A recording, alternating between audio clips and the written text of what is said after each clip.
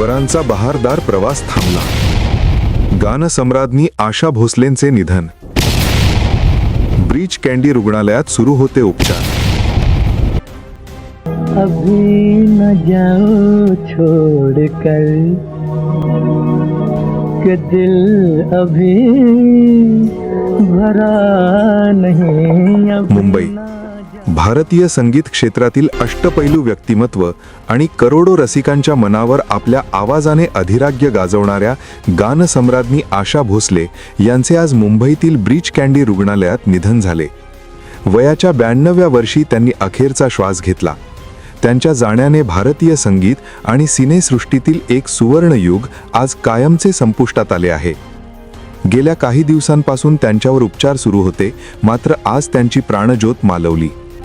आशा दीदींनी केवळ मराठी आणि हिंदीच नव्हे तर जगातील अनेक भाषांमध्ये हजारो गाणी गाऊन संगीताला एक नवी उंची मिळवून दिली.